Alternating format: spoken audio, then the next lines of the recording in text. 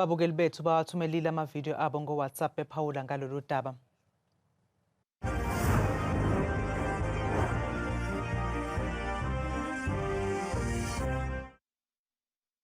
Imboni yamatekisi ibuswa kakhulu umona. Uma nje bengayeka umona ngaphela yonke indaba yokubulalana kwabo.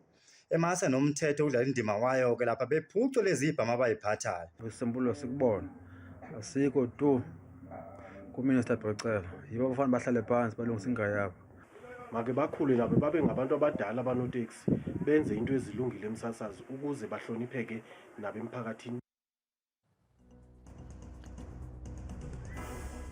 Nasemakhasini ethu ezinkundla zokuxhumana baphawulile ababukeli uLindelani Inhlabathi uthi bangasisayina nje leso sivumelwano kodwa inkinga yeba sekutheni bona bebodwa bayamonezelana bebanga nezikhundla. Angiboni kuzowenza umehluko lokho kwenziwa ocele. Ngabe ngiyezwa ukuthi inkinga kubangwa imizila mhlambe nezithuthi zikahulumeni amabhasi bangahlangana ke bavumelane ngabavumelana ngakho hayi umbango amatekisi nje uwodwa. Uthami Thanda Samu uthi yena msasi inzima indaba yokubulalana kosomatekisi ngoba usuke ungazi ukuthi yini le abayibangayo kuze kufe abantu manje noma bangahlangana ukukhulunywe asazi kuzosolveka yini.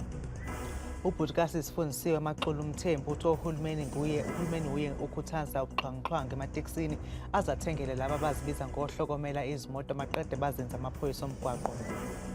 Bukeli phawula ngesihloko sethu sosuku ngokuthumela umbono wakho wevideo ku WhatsApp ku 071 670 2548.